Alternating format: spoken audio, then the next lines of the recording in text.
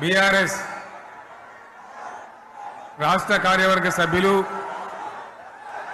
జిల్లా పార్టీ అధ్యక్షులు, గౌరవనీయులైన ప్రజాప్రతినిధులు, మాజీ ప్రజాప్రతినిధులు, లక్షలాదిగా తరలివచ్చిన ప్రియతమ కార్యకర్తలు, సైకిళ్ల మీద, ఎడ్ల బండ్ల మీద, పాదయాత్ర పథికులుగా అనేక పద్ధతుల్లో అనేక ప్రాంతాల నుంచి ఈ సభకు విచ్చేసిన ప్రతి ఒక్కరికి పేరు పేరున వందనం, శుభాభివందనం.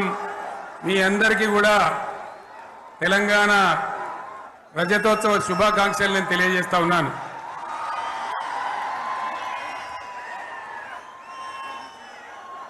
జననీ జన్మభూమిశ్చ స్వర్గాదపి గరీయసి. ఇది శ్రీరామచంద్రుడు లంక మీద యుద్ధం చేసి రావణ సంహారం చేసి అయోధ్యకు తిరిగి రావాలి అనేటువంటి ఆలోచనలో ఉన్నప్పుడు రాముల వారి సోదరుడు లక్ష్మణుడు సహా ఆయన వెంట ఉన్న చాలామంది పెద్దలు లంక చాలా సువర్ణమయంగా ఉంది, అద్భుతంగా ఉంది, మనం ఇంకా అయోధ్యకు ఎందుకు, ఇక్కడి నుంచే పరిపాలన చేద్దామని అంటారు. దానికి శ్రీరామచంద్రుల వారు ఒప్పుకోలేదు. ఆయన చెప్పిన మాట ఏంటంటే, కన్న తల్లిని జన్మభూమిని మించినటువంటి స్వర్గం ఏది కూడా ఉండదు, కాబట్టి మనం అయోధ్యకే తరలిపోవాలని చెప్పి మళ్ళీ అందరిని తీసుకొని అయోధ్యకు రావడం జరిగింది.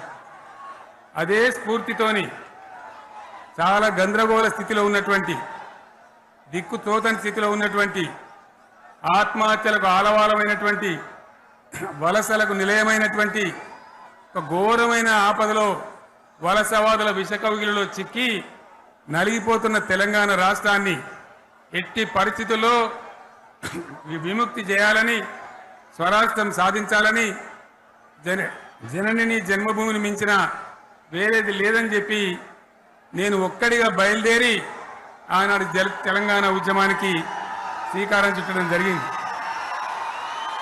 25 ఏళ్ల క్రితం, దయచేసి మీరు గొడవ బంద్ చేయాలి ఏమనుకోవద్దు, సభలో చాలా మంది ఉన్నారు, లక్షల మంది ఉన్నారు, మీరు ఆపాలి ప్లీజ్.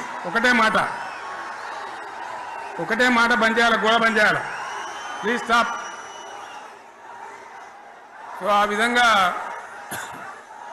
25 ఏళ్ల నాడు ఎగిరినటువంటి జెండా ఈ గులాబీ జెండా.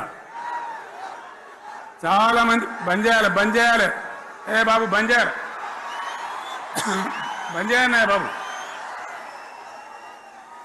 ఆ రకంగా ఎగిరిన జెండాను ఎందరో అవమానపరిచింది, ఎన్నో మాటలు అన్నారు, ఎగతాళి చేసిండ్రు, అవహేళన చేసిండ్రు, మకలో పుట్టింది ఉబ్బలో పోతుందని చెప్పిండ్రు.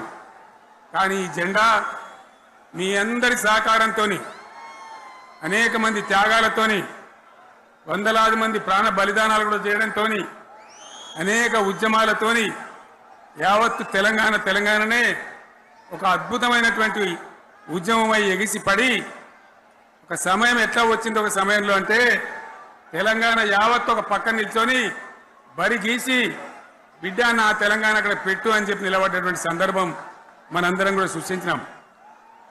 తద్వారా మన లక్ష్యం తెలంగాణ రాష్ట్రాన్ని సాధించుకున్నాం. ఆ తదనంతరం ప్రజలు దీవిస్తే 10 సంవత్సరాల పాటు అద్భుతమైనటువంటి దగదగలాడే తెలంగాణ తయారు చేసి అందరూ బిత్తరపోయే విధంగా, ఆశ్చర్యపడే విధంగా బ్రహ్మాండమైన తెలంగాణ నిర్మాణం చేసుకున్నాం. ఆ విధంగా 25 సంవత్సరాల సుదీర్ఘ చరిత్రను ఈరోజు ఈ వరంగల్ గడ్డ మీద మనం జరుపుకుంటా ఉన్నాం, రజతోత్సవ సందర్భంలో జరుపుకుంటా ఉన్నాం. చాలామంది చాలా రకాల ప్రయత్నాలు చేసినారు. ఇక్కడ కూడా ఇప్పుడు కూడా బ్రహ్మాండమైనటువంటి ప్రయత్నాలు చేస్తూ ఉన్నారు. నేను ఒక్కటే మాట చెప్తా ఉన్నా, ఈ గడ్డకు ప్రత్యేకత ఉంది. ఇది రాణి రుద్రమ్మ ఏలిన వీరగడ్డ. సమ్మక్క సారక్కల పోరుగడ్డ, బమ్మెర పోతన కవితా మాధుర్యం పండించినటువంటి జీవగడ్డ ఈ వరంగల్ నేలకు నేను వందనం చేస్తా ఉన్నాను. మన అమరవీరులకు శిరస్సు వంచి నివాళులు అర్పిస్తా ఉన్నాను. 1969లో మూగబోయిన తెలంగాణ నినాదానికి తిరిగి జీవం పోసింది ఈ గులాబీ జెండాని మీ అందరికీ నేను మనవి చేస్తా ఉన్నాను. ప్రజలు పరిపాలన అప్పగిస్తే విధ్వంసమైన తెలంగాణను వికాస పథంలో నడిపించింది ఈ తెలంగాణ. దానికి కూడా ఈనాటి కరెక్ట్గా 25 ఏళ్ళు నిండుతా ఉన్నాయి. ఆనాడు కొండా లక్ష్మణ్ బాపూజీ గారు ఆశ్రయం ఇస్తే ఏప్రిల్ 27, 2001న జలదృశ్యంలో టీఆర్ఎస్ ఆవిర్భావం తెలంగాణ చరిత్రనే మలుపు తిప్పిన ఒక మహోజ్వల ఘట్టం.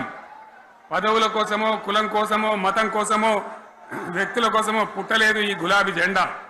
ఇది తెలంగాణ రాష్ట్ర సాధన కోసం పుట్టింది.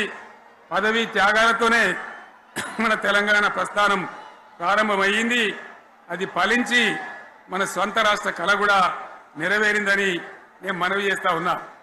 ఆనాటికి అలుముకున్నటువంటి చీకట్లను పారదోలడానికి, ప్రజల్లో విశ్వాసం కల్పించడానికి, ఆత్మవిశ్వాసాన్ని పెంపొందించడానికి నేను ఒక మాట చెప్పిన ఆ రోజు మీ అందరికీ కూడా గుర్తుండాలి. ఉద్యమం నుంచి వెనక్కి మరలితే, ఉద్యమ జెండాను దించితే నన్ను రాళ్లతో కొట్టి చంపండి అని చెప్పి నేను ఉద్యమాన్ని ప్రారంభించిన విషయం మీ అందరికీ కూడా తెలుసు. ఆ తదనంతరం జరిగినటువంటి స్థానిక పంచాయతీ ఎన్నికల్లో, ఆ తదనంతరం జరిగినటువంటి సిద్దిపేట ఉప ఎన్నికలో ప్రజలు బ్రహ్మాండంగా ప్రాణం పోసి ఊపిరిలిదితే అద్భుతంగా ఉద్యమం ముందుకు పురోగమించిన విషయం మనకు తెలుసు. 60 ఏళ్ల సమైక్య పాలనలో తెలంగాణది ఎంత గోస, ఎంత దుఃఖం, ఎంత వేదన, ఎంత హింస, ఎంత అణిచివేత చూసినామో మనందరికీ కూడా బాగా తెలుసు. గోదావరి కృష్ణనీళ్ళు దక్కకుండా తరలిపోతే తల్లి సనుబాలకు నోచని పిల్లల్లాగా తెలంగాణ బిడ్డలు రోధించారు.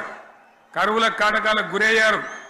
అర్ధరాత్రి కరెంట్లు పెట్టబోయి పాములు గుట్టి, తేలు గుట్టి చాలా భయంకరంగా అనాథల్లాగా చనిపోయినారు. ఆ రకంగా జరుగుతూ ఉంటే ఇక్కడ ఉన్నటువంటి ఆనాడు కాంగ్రెస్లో, టీడీపీలో ఉన్నటువంటి నాయకులు పదవుల కోసం పెదవులు మూసిండ్రు తప్ప ఏనాడు నోరు తీసి కొట్టాడలేదు. గులాబీ జెండా ఎగిరేదాకా కనీసం తెలంగాణ సోయిని కూడా ప్రదర్శించలేకపోయినారు. మీ అందరికీ తెలుసు, తెలంగాణ కోసం అవసరమైన ప్రతి సందర్భంలో పదవులు త్యాగం చేసిన వాళ్ళు బీఆర్ఎస్ బిడ్డలు అని చెప్పి నేను గర్వంగా మనవి చేస్తా ఉన్నా. కానీ పదవుల కోసం తెలంగాణను ఆగం చేసిన వాళ్ళు ఆనాడు ఉన్నటువంటి కాంగ్రెస్ నాయకులు అని చెప్పి కూడా నేను మనవి చేస్తా ఉన్నా.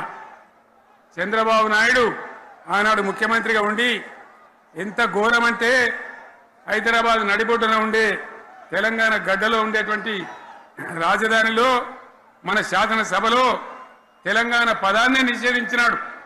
తెలంగాణ అనవద్దని స్పీకర్ ద్వారా రూలింగ్ ఇప్పించినారు. ఇదే జిల్లాకు చెందినటువంటి ప్రణయ్ భాస్కర్ గారు ఆ రోజు ఎమ్మెల్యేగా శాసనసభలో తెలంగాణ అంటే అది నేరమైనట్టుగా పరిగణించి తెలంగాణ పదాన్ని నిషేధించేటువంటి ప్రయత్నం చేసినారు. మిత్రులారా, మీకు అందరికీ చరిత్ర తెలుసు. ఆనాడైనా, ఏనాడైనా, ఈవెన్ ఈనాడైనా తెలంగాణకు విలన్ నంబర్ 1 కాంగ్రెస్ పార్టీ అని మనవి చేస్తా ఉన్నా. మనందరికీ కూడా తెలుసా విషయం. తెలంగాణ హైదరాబాద్ స్టేట్ పేరుతో ఉన్ననాడు ప్రజలు వద్దంటుంటే కూడా బలవంతంగా తెలంగాణను ఆంధ్రతో కలిపిన వాళ్ళే. ఏందా బాబు, ఏందా పనిలేదా? రెడ్డి ఎవరెవరు పోండి, మీకేం పనిలేదా? ఈ 10 మంది కాదు కదా, సభ అంతా ఉంది కదా, ఉండండి, కామ్ ఉండండి, డిస్టర్బ్ చేయండి మీరు. అట్లా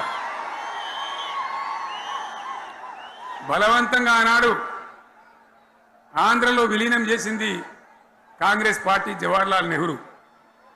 69లో ఉద్యమం వస్తే 400 మంది తెలంగాణ బిడ్డలను పిట్టల్లాగా కాల్చి చంపింది ఇందిరాగాంధీ ప్రభుత్వం, ఆనాడు ఉన్నటువంటి కాంగ్రెస్ పరిపాలన.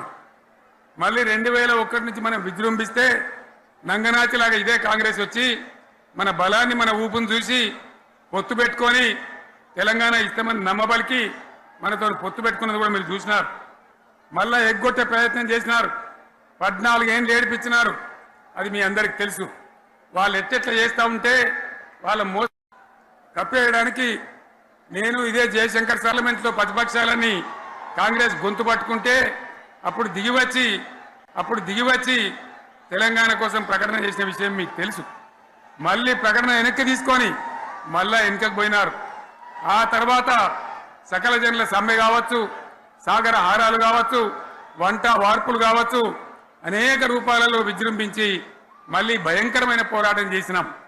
మళ్ళీ 3 ఏళ్ల తర్వాత వాళ్లకు రాజకీయ అవసరం ఏర్పడి ఆనాడు వచ్చి మళ్ళీ తెలంగాణ ఇస్తామని ప్రకటించి వాళ్ళకి ఇష్టం లేకపోయినా తెలంగాణ సృష్టించినటువంటి ఆ సుడిగాడుపులుగా తట్టుకోలేమని భయపడి తెలంగాణ ఇచ్చిన విషయం కూడా మీకు తెలుసు.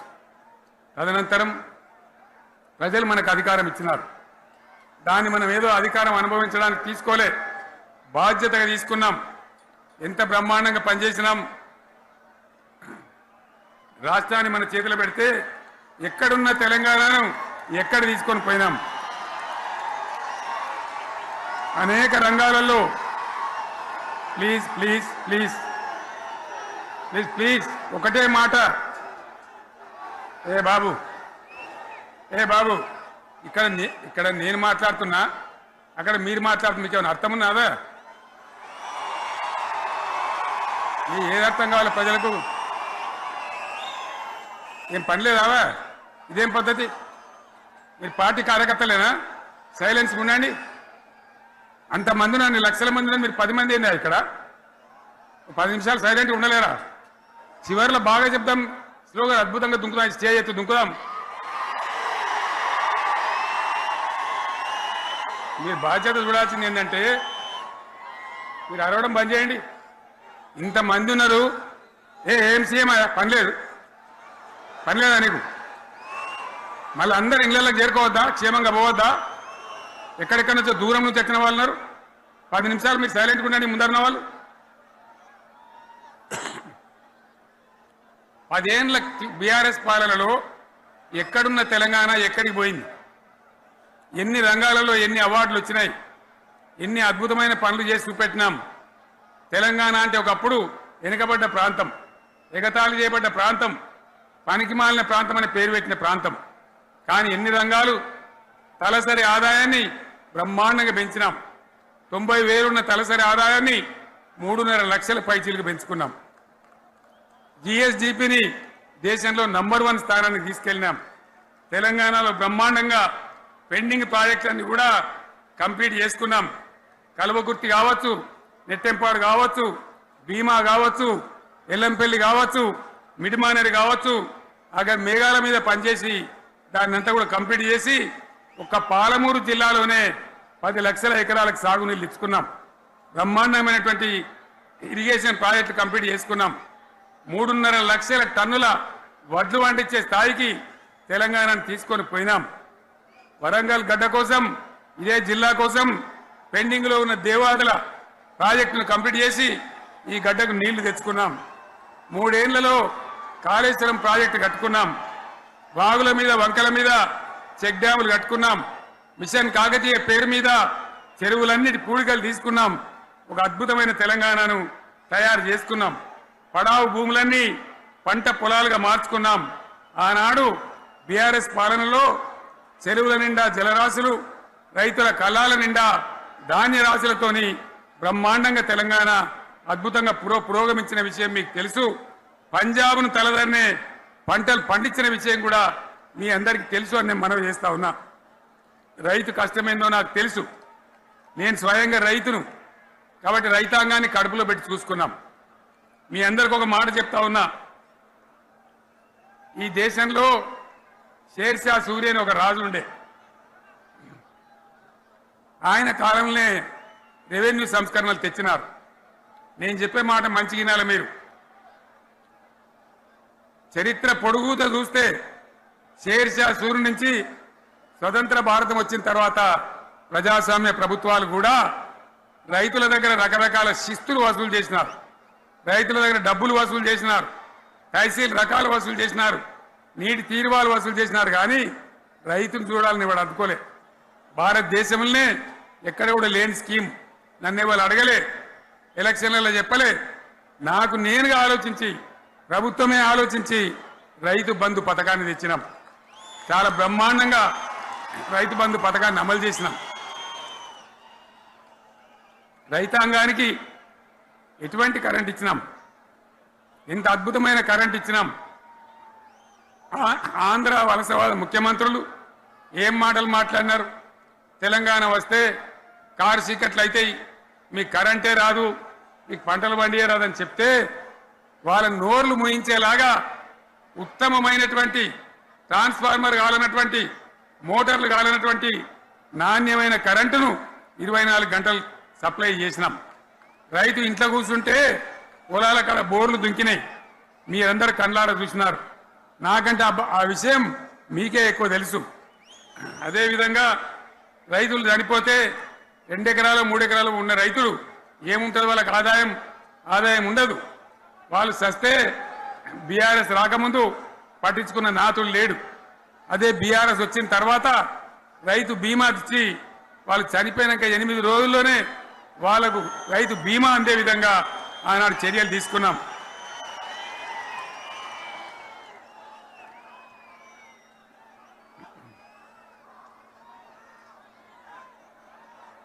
పైసలు ఎంత మంచిగా వచ్చేది, రైతు బంధు డబ్బులు ఏ విధంగా వచ్చేది. శనుకులు పడుతుంటే చకాచకా వచ్చి బ్యాంకులలో డబ్బులు పడి రైతుల సెల్ ఫోన్లు మోగుతుండే.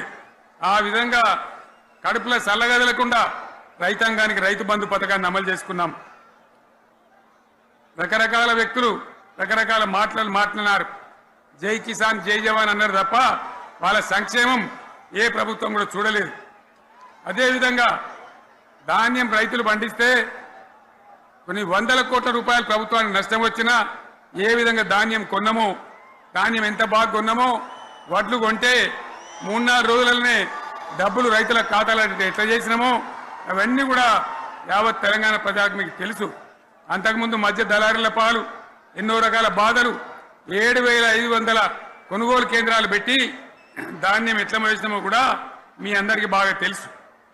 మరి ఇదంతా కూడా బ్రహ్మాండంగా జరిగింది. ఎన్నో పనులు, మిషన్ భగీరథ ఎన్నికల ప్రణాళికలు చెప్పలే, ఓట్ల ప్రచారం అప్పుడు చెప్పలే, గవర్నమెంటే చేసింది.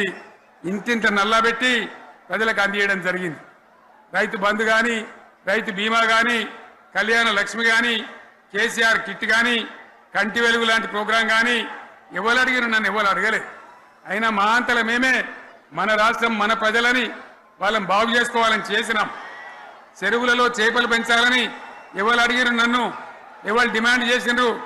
వాళ్ళకి వృత్తి పని దొరకాలని, మత్స్యకారులను ప్రోత్సహించాలని చెరువులలో చేపలు పెంచినాం. లక్షలాది గొర్రెలను పంపిణీ చేయమని ఎవరు ధర్నా చేయలే, ఎవరు అడగలే. కానీ ప్రభుత్వమే తనంతట తానే బ్రహ్మాండంగా వాళ్ళకు చేయడం జరిగింది. ప్రజల అవసరాలు ఎప్పటికప్పుడు తీర్చినాం. అంతవరకే ఆగలే. పారిశ్రామిక రంగం మీద దృష్టి పెట్టినాం, పెట్టుబడులు ఆకర్షించినాం. సుమారు 20 నుంచి 25 లక్షల మంది పిల్లలకు ఉద్యోగాలు ఇప్పించే ప్రయత్నం చేసినాం.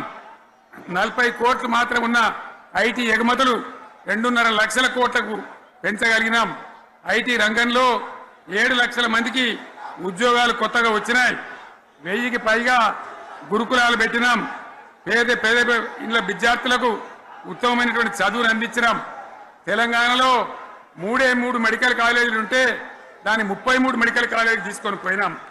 ఈ విధంగా అది ఒకటి మాత్రమే కాదు. బీఆర్ఎస్ టైంలో మత కల్లోలం లేదు, కర్ఫ్యూ లేదు, కల్లోలం లేదు. శాంతి భద్రతలన్నీ కూడా బ్రహ్మాండంగా కాపాడి ప్రతి ఒక్కరిని కూడా కాపాడే బాధ్యత తీసుకొని కడుపులో పెట్టుకొని చూసుకున్నాం. ఇవన్నీ కూడా నా డైలాగులు కాదు, నేను చెప్పే స్టోరీలు కాదు. ఇవన్నీ పార్లమెంట్ వేదికగా కేంద్ర ప్రభుత్వం అనేక సందర్భాల్లో వెల్లడించినటువంటి విషయాలు. Reserve bank of India, comptroller general of India వాళ్ళు వెల్లడించినటువంటి అధికారమైనటువంటి లెక్కలని చెప్పి కూడా నేను మీకు మనవి చేస్తా ఉన్నా. ఇవన్నీ జరిగినాయి. ఇప్పుడు నేను చెప్పిందంతా కూడా మీ కళ్ళ ముందరనే జరిగింది. మరి కాంగ్రెస్ వచ్చి ఏడాది అర్థమా? మరి ఏం మాయ రోగం వచ్చే ఏం బీమారు వచ్చే ఏమేమి చెప్పిరి ఎన్నెన్ని చెప్పిరి మీకు కావాల్సింది ఇదే కదా చెప్తా ఇక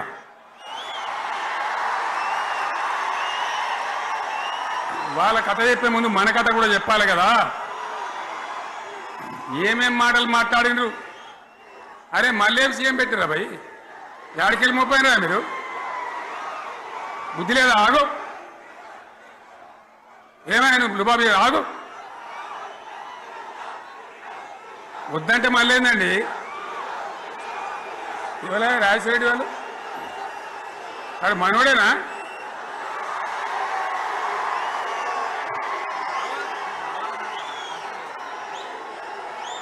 ఎన్నెన్ని మాటలు చెప్పిరి వరుస బట్టి గోల్మాల్ దింపుట్ల కాంగ్రెస్ను మించిన వాళ్ళు లేడు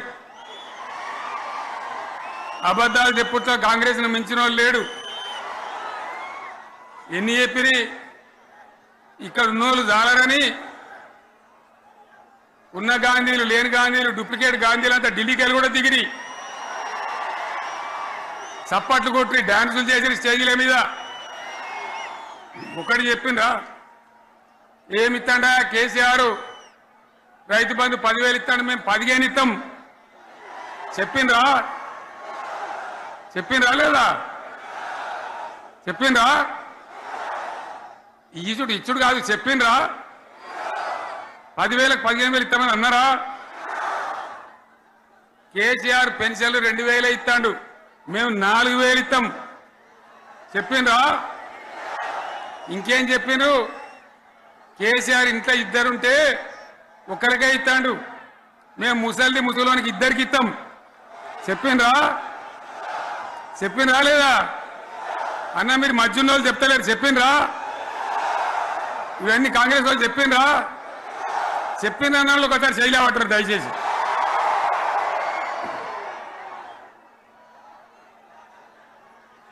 దివ్యాంగులకు కేసీఆర్ 4,000 ఇస్తాడు పెన్షను మేము 6,000 ఇస్తామండి అన్నారా ఇక చదువుకునే ఆడిపోరగాళ్ళకు స్కూటీలు కొనిస్తామండి కొనిచ్చారా అన్నారైతే అన్నారు కదా విద్యార్థులకేమో విద్యా కార్డు ఇస్తామండి 5 లక్షల గ్యారంటీ కార్డు బ్యాంక్ కార్డు ఇస్తామండి ఇట్లా ఎన్ని మాటలు చెప్పారు ఇక ఉరుకురి ఒకరికొకడు ఉరుకురి 2 లక్షల లోన్ తెచ్చుకొని డిసెంబర్ 9 నాడే కథం ఒక కలంపోడుతోనే కథం అన్నరా మరి చేసిండ్రా చెయ్యలే ఇక వడ్లు కొంటే ఒక వడ్లు కాదు ఆనాడు మనమే కొనుగోలు కేంద్రాలు పెట్టి కనీస మద్దతు ధర వచ్చేటట్టుగా మొలకొచ్చినా తడిసిపోయినా రంగు మారినా రైతులు కాబట్టి మన బిడ్డలు కాబట్టి గవర్నమెంట్కు 500 కోట్లు నష్టం వచ్చినా సరే మొత్తం కొనురు అని చెప్పినా కొనిపించిన బాధ కాలే వాళ్ళేం చెప్పిండ్రు పబ్లిక్ను బోల్తా కొట్టేయడానికి మేము క్వింటాల్కి 500 బోనస్ ఇస్తాం మక్కలకి ఇస్తాం వడ్లకి ఇస్తాం ప్రతి పంటకి ఇస్తాం చెప్పిండ్రా ఇటువంటివి చెప్పుడే కాదు వీటితోని ఇంకొక 420 హామీలు చెప్పారు వాళ్ళ నోటికి మొక్కాలి కళ్యాణ లక్ష్మి కేసీఆర్ ₹1,00,000 ఇస్తాడు మేము వస్తే తులం బంగారం కూడా కల్పిస్తామండి అన్నారా ఏమన్నా నత్తందా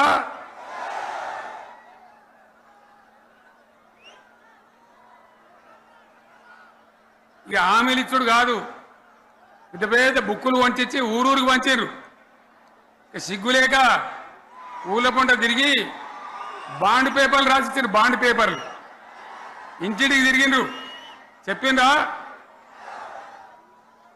చాలా మంది అడిగిండ్రు మరి మీరు అడ్డగోలు చెప్తున్నారు అడ్డం పొడుగు చెప్తున్నారు ఎటువంటి అడ్రస్ చెప్తున్నారు యాడికెళ్ళి ఇస్తారా భయ అని అడిగిండ్రు పేపర్ వాళ్ళు అడిగిండ్రు ఇప్పుడు ఆర్థిక మంత్రి ఉన్నాయన టీవీలలో చెప్పిన ఆయన ఇస్తాం చేసి చూపిస్తాం మాది పేద పార్టీ 120 ఏళ్ళ అనుభవం ఉన్న పార్టీ మమ్మల్ని మించిన సిపాయిలు లేరు అని ఒకటి జబ్బాలు తెరిచే ఒకటి మెడలు తెరిచే డైలాగుల మీద డైలాగులు కొట్టి మేము ఇచ్చేస్తామన్నారు.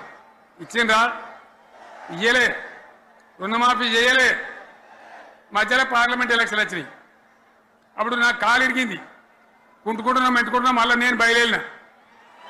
ఆ దెబ్బకి ఏం చేసిండ్రు? తెలంగాణలో ఎన్ని దేవుళ్ళు ఉన్నాయో అన్ని దేవుళ్ళ మీద ఒట్లు పెట్టుకున్నారు. పెట్టిండ్రా? బహిరంగ సభలలో ఆడిడ కూడా కాదు. ఇన్ని మాటలు చెప్పి ప్రజల్ని ఏమార్చింది. ఒక ఉచిత బస్ అని పెడితే అది జుట్లు పట్టుకొని కొట్టుకుంటానికి మనకత్తాను తప్ప ఏమనికి ఉపయోగపడ్డది లేదు. ఆ మహిళలు అంటారు మాకు ఎందుక ఉచిత బస్ దరిద్రం, మాకు అవసరమే లేదు అంటాను. అటువంటి ఒక్క పథకం పెట్టి ఇక ఇప్పుడు మళ్ళీ పెద్ద నోరు పెట్టుకొని వాళ్ళే మాట్లాడతారు. అంటే అంటే మాట్లాడతారు, అబద్ధాలు చెప్తారు. మాట్లాడితే బీఆర్ఎస్ వాళ్ళ మీద నింద, మాట్లాడితే కేసీఆర్ మీద నింద. ఇది ఒక అలవాటు చేసుకొని ఎవరికి నోరుంటే వాంతే లెక్క అనే పద్ధతిలో అడ్డమైన మాటలు మాట్లాడుతూ చాలా ఘోరంగా మోసం చేస్తూ ఉన్నారు. ఎట్లున్నదంటే కాంగ్రెస్ వాళ్ళు చెప్పింది చాలా సిపాయిలం, మా అంత సిపాయి లేడండి. లేదంటే జనం నమ్మితిమి, ఆశపడ్డాం కదా, నమ్మి బోల్తా పడ్డాం కదా, గల్లంత అయినాం కదా. ఒక ఊళ్ళే మొలక నాట్లేసే టైం వస్తే అలుకుడు చేస్తాను, బట్టలుతాను. మొలకకు అలుకుడు చేస్తాం కదా, తుకాలు పోయేమా.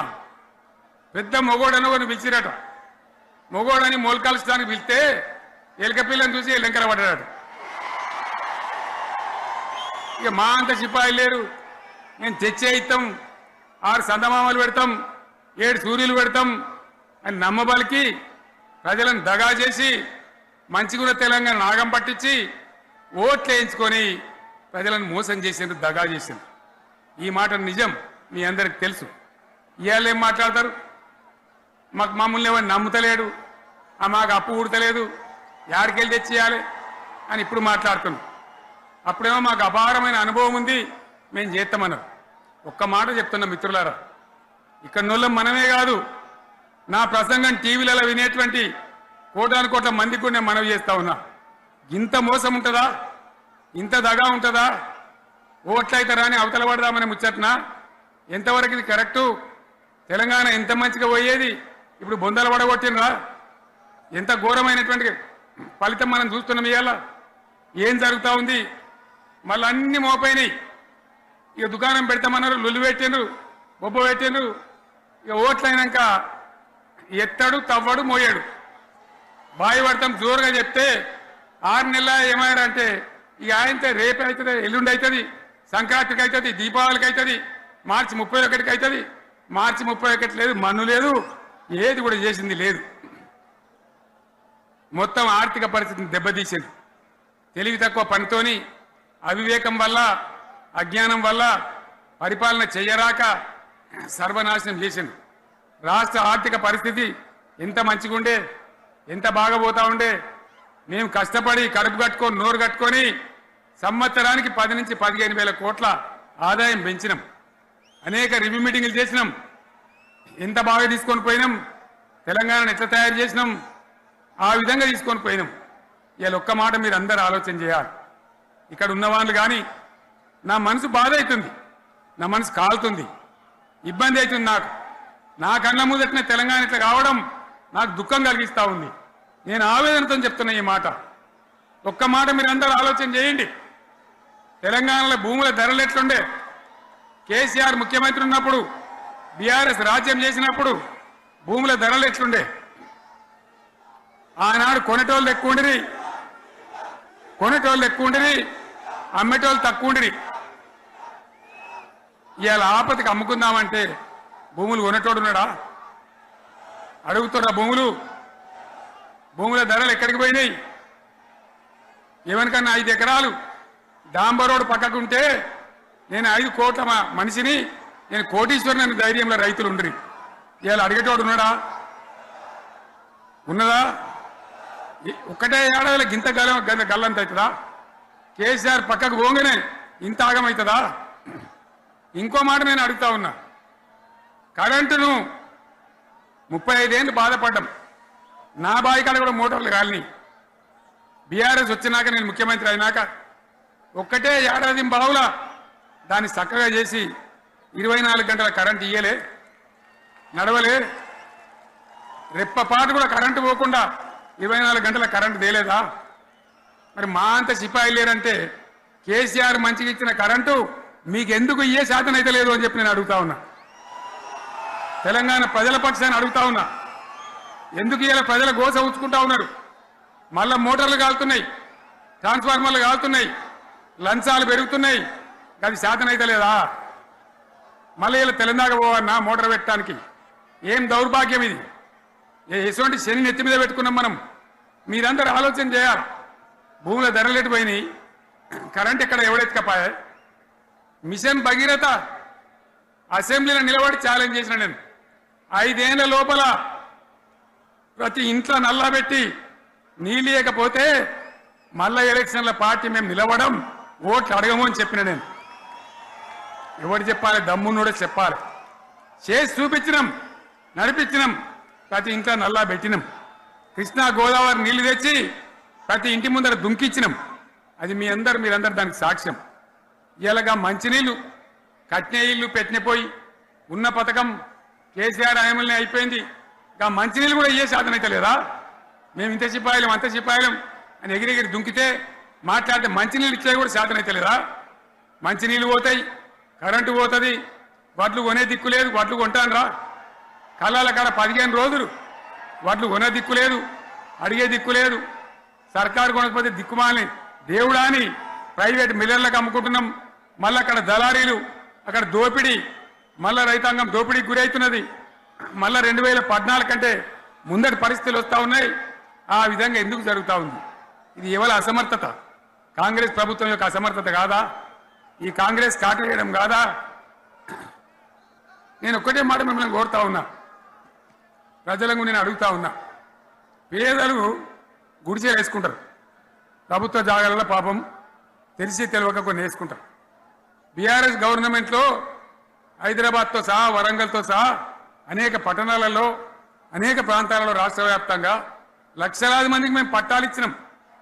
బుల్డోజర్లు పెట్టి జేసీబీలు పెట్టి మేము చెరువులలో పూడికెళ్ళి తీస్తే వీళ్ళేమో హైడ్రా అని మన బొందా అని పెట్టి పేదల ఇండ్లు కూడా కొడతా ఉన్నారు. ఆనాడు చెరువు పూడికెళ్ళి తీసిన బుల్డోజర్లు ఇలా పేదల ఇండ్లు కూడా కొడతా ఉన్నాయి. ఇవన్నీ మనం చూస్తూ ఉన్నాం. చూసి మౌనంగా ఉందామా, కొట్లాడదామా, ఏం చేద్దాం అనేది మనం ఆలోచించే సమయం వచ్చింది. దేశాన్ని నంబర్ 1 స్థాయిలో నిలబెడితే ఇవాళ 14వ స్థాయికి 15వ స్థాయికి తీసుకొని పోయినారు. నా కళ్ళ ముందన్న గిట్ల జరుగుతుంది, ఇంత మాయల్యమే అవుతుంది, ఇంత మోసం చేస్తారని నేను కూడా అనుకోలే. ఇలా చాలా బాధ కలుగుతూ ఉంది, చాలా దుఃఖం కలుగుతూ ఉంది.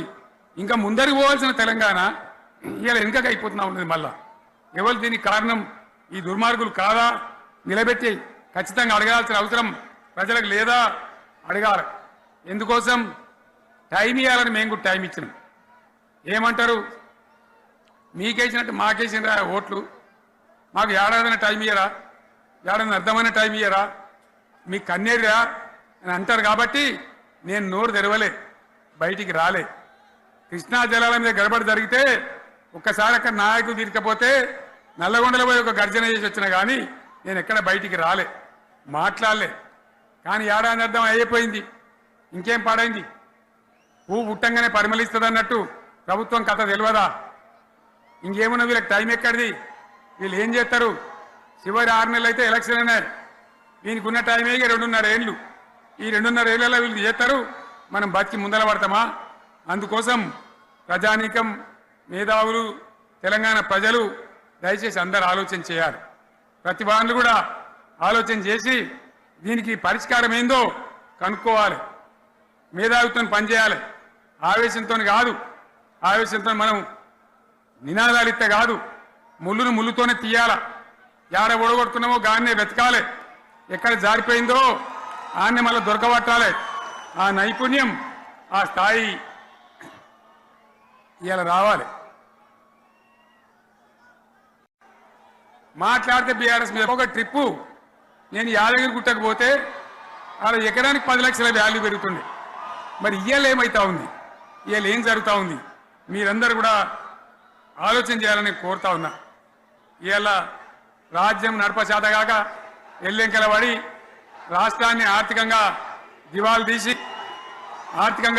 తీసి పిచ్చి పనులన్నీ చేసి ఇక అడ్డం పొడుగు మాట్లాడుతూ ఉన్నారు. అన్ని రంగాలలో ఫెయిల్ అయిపోయింది. ఏ ఒక్క ఈ హుస్నాబాద్ ఇప్పుడు నేను రాగా చూసుకుంటూ వచ్చిన ఆనాడు కష్టపడి ఈ హరీష్ రావు ఇరిగేషన్ మంత్రిగా ఉన్నప్పుడు ఇక గౌరెల్లి ప్రాజెక్టు కట్టినాం. 90% పూర్తయింది. గౌరెల్లి ఇరిగేషన్ ప్రాజెక్టు ప్రజలకు సంజాయించి భూములు తీసుకొని ఆనాడు తిరిగి 90% పూర్తి చేసినాం. ఏడాది అర్థమైతే తట్టడి మన్ను తీస్తాను రా పాలమూరు పథకం 80% కంప్లీట్ అయింది. ఎందుకు దాన్ని పెండింగ్లో పెడుతున్నారు? ఎందుకు దాన్ని పూర్తి చేస్తలేరు? ఈ విధంగా చిన్న మాట, చాలా చిన్న మాట. కేసీఆర్ కిట్ పెట్టినాం, లక్షాధికారుల కోసం పెట్టినాం, కోటీశ్వర్ల కోసం పెట్టినాం. ఎవరి కోసం పెట్టినాం కేసీఆర్ కిట్టు? పేద ప్రజల కోసం, గ్రామీణ ప్రాంతాల్లో ఉండేటువంటి పేద ప్రజల కోసం పెట్టినాం. ఆడపిల్లగానే 13,000 ఇచ్చినాం, మగపిల్లగానికైతే 12,000 రూపాయలు ఇచ్చినాం. ఆ వాహనాలు పెట్టి, అమ్మఒడి వాహనాలు పెట్టి వాళ్ళని తీసుకెళ్లి ప్రసవాలు చేయించి వాళ్ళకి మందులు ఇచ్చి ఫ్రీగా ఉచితంగా చేసి బ్రహ్మాండంగా ప్రసవం చేయించి మళ్ళీ ఇంటికాడ దించినాం. గది బంద్ చేస్తారా ఎవరన్నా? ఎందుకు బంద్ చేయాలి? ముఖ్యమంత్రులుగా పనిచేసే వాళ్ళకు గాంభీర్యం ఉండాలి, ధైర్యం ఉండాలి. రాజశేఖర్ రెడ్డి అనే ముఖ్యమంత్రి ఉండే, నేను చెప్తా ఉన్నా మీ ముందు ఇయ్యాలి. ఆయన ఆరోగ్యశ్రీ అని ఒక పథకం తెచ్చిండు. నేను ముఖ్యమంత్రి అయిన తర్వాత అడిగిన, హెల్త్ డిపార్ట్మెంట్ని పిలిచి అడిగిన, ఇదేం పథకమయ్యా బాగుందా అంటే, సార్ మంచిగుంది, ప్రజలకు లాభం అవుతుందని చెప్పింది. నేను చెప్పిన ఆ పథకాన్ని అట్లే పెట్టండి, ఆ పథకాన్ని మార్చకండి, ఆ పథకం అట్లే ఉండాలని చెప్పిన. అక్కడ చెప్పడం కాదు, నేను అసెంబ్లీలో చెప్పిన, ఇది మా స్కీమ్ కాదు, కాంగ్రెస్ గవర్నమెంట్ ప్రారంభించింది, దాని పేరు కూడా మేము మారుస్తలేం, కానీ కొనసాగించాలని చెప్పినాం, కొనసాగించినాం. అది మీ అందరికి తెలుసు. ఇలా వీళ్ళు కేసీఆర్ ఆనవాళ్ళు లేకుండా చేస్తాం, కేసీఆర్ ముచ్చట లేకుండా చేస్తారా? ఇవాళ మనం కూడా సభ పెట్టుకుంటే ఎన్ని అడ్డంకులు దానికి. ప్రైవేట్ స్కూళ్ళు బస్సులు ఇస్తే వాళ్ళకు నోటీసులు ఇవ్వడం, అడుగడుగున ఆర్టీఏ అధికారులను పెట్టి పోలీసులను పెట్టి ట్రాఫిక్లు జామ్ చేయడం. ఇప్పుడు కూడా సభకు రావాల్సిన వాళ్ళు 1,50,000 మంది బయటనే ఆగిపోయింది. ఇటు హనుమకొండ దిక్కు, అటు హుజరాబాద్ దిక్కు, ఇటు సిద్దిపేట దిక్కు 3 రోడ్ల మీద కూడా జాములున్నాయి. నేను అడిగిన నాయకులు ఏందే అంటే, ఇబ్బంది అవుతుంది సార్, రానిత్తలేరు, మధ్యలో ఇబ్బందులు కలిగిస్తున్నారు, కొన్ని లారీలు తెచ్చి అడ్డం పెట్టాను పనికిమాలని అని చెప్పి జామ్ అయిపోయి అక్కడనే ఆగిపోయింది. నేను అన్న ఇంకో అర్ధగంట ఆగి మాట్లాడదామంటే మా వాళ్ళంతా ఉండి, లేదు మనోళ్ళు దూరం పోవాలి, ఇక రానోళ్ళు ఎట్లా అందరూ మనం మాట్లాడి సభ ముగించాలని చెప్తే నేను వేదిక మీదకి వచ్చిన. ఇన్ని అడ్డంకులు, ఇంత కడుపు ఆపుతారా? బీఆర్ఎస్ సభలను ఆపుతారా? ఈ ప్రపంచనాన్ని ఎవడాపుతాడు? ఆగబడితే ఆగుతుందా? నేను ఒక్క మాట పోలీసు మిత్రులకు మనవి చేస్తా ఉన్నా. ప్రజాస్వామ్యంలో ప్రజలకు అడిగే హక్కు ఉంటుంది, తప్పకుండా అడుగుతారు ప్రజలు. ఈ అడిగే హక్కును సోషల్ మీడియాలో బీఆర్ఎస్కు సోషల్ మీడియా వారియర్స్ ఉన్నారు, వాళ్ళు బ్రహ్మాండంగా పనిచేస్తున్నారు, ఖచ్చితంగా అడుగుతున్నారు ప్రజల తరఫున. ఇంత అన్యాయం జరుగుతుంటే చూడలేక సోషల్ మీడియాలో పనిచేసే తెలంగాణ బిడ్డలు ఇది ఏమన్యాయమే ఎట్లా అని చెప్పి ప్రభుత్వాన్ని ప్రశ్నిస్తూ ఉన్నారు, ప్రజలకు మద్దతుగా నిలబడతా ఉన్నారు. వాళ్ళ మీద కేసులు, వాళ్ళని పట్టుకపోవడు. పోలీస్ సోదరులను నేను అడుగుతా ఉన్నా, మీరెందుకు దునుకులాడుతుండ్రే? మీకేమక్కడ వచ్చింది? మీకు ఒక్కటి చెప్తున్నా నేను, గ్యారంటీగా పోలీసు మిత్రులారా, ఇవాళ పోయి రాత్రి మీ డైరీలలో రాసుకోండి, మీ డైరీలలో రాసి పెట్టుకోండి. 100కు 100% ఇలా తెలంగాణ చెలరేగిన పరిస్థితికి మళ్ళా వచ్చేది బీఆర్ఎస్ గవర్నమెంటే. అది ఎవరు కూడా ఆపలేడు, అది ఎవరి తరం కాదు, ఎవరి వశం కాదు. మీకు తెలియదా? మీరు పోలీసు ఉద్యోగాలు చేస్తున్నారు, మీరు చదువుకోలేదా? మీకు కూడా విజ్ఞానం ఉంది కదా? వీళ్ళు దొంగ వాగ్దానాలు చేయలేదా? ప్రజలను మోసం చేయలేదా? ప్రజాస్వామ్యంలో ప్రజలకు అడిగే హక్కు లేదా? మీరెందుకు కేసులు పెడుతున్నారు? నాకు అర్థం కాదు. మీరెందుకు దునుకులాడుతున్నారు? మీరెందుకు బలైతారు? రేపు మీకు రాజకీయాలు ఎందుకు? మీ డ్యూటీ మీరు చేయండి. మేము బీఆర్ఎస్ ఎప్పుడు శాసనాన్ని ఉల్లంఘించం, చట్టాలను ఉల్లంఘించం. అయినా నేను ఒక్క మాట మళ్ళీ చెప్తా ఉన్నా, మీకు ఆల్రెడీ చెప్తా ఉన్నారు పార్టీ నుంచి, ఎక్కడ ఎవరిని మీ మీద అన్యాయం కేసులు పెట్టినా మన టీఆర్ఎస్ లీగల్ సెల్ వీరులు ఉన్నారు, మీరు భయపడే అవసరం లేదు. న్యాయస్థానాలని అక్కడ పోరాటం చేద్దాం. మీకు అండగా కేసీఆర్ ఉంటాడు, బీఆర్ఎస్ ఉంటుంది, అందరం ఉంటాం. ఇక ఈడికెళ్ళి నేను కూడా ఊకోను, నేను బయలుదేరుతా. యాందాకైనా మంచిదే. ఎవరెవరి సంగతి ఏందో, ఎవరైనా లెక్కేందో అన్ని కూడా లెక్కలు తీద్దామని మనవి చేస్తా ఉన్నా. ఈ రకంగా మనం ముందు పోవాలి. ఒక్క మాటలను ఉన్నదా? ఇవాళ ఈ ప్రభుత్వం, ఈ కాంగ్రెస్ నయవంచక ప్రభుత్వం సంక్షేమంలో ఫెయిల్, మంచినీళ్ళలో ఫెయిల్, పొలాలకు నీళ్ళు ఇవ్వడంలో, సాగు నీళ్లలో ఫెయిల్, కరెంటు సరఫరాలో ఫెయిల్, రైతు బంధులో ఫెయిల్, విత్తనాలు ఎరువులు సరఫరాలో ఫెయిలేనా? ధాన్యం కొనుగోళ్లలో ఫెయిల్, పల్లెలు పట్టణాల అభివృద్ధిలో ఫెయిల్, భూముల ధరలు పెంచడంలో ఫెయిల్. మరి దేంట్లో పాస్ అయిండు? ఎటు పడితే అటు ఒర్రుడు, దేవుళ్ళ మీద ఒట్లు పెట్టుడు, అబద్ధ వాగ్దానాలు చేసుడు.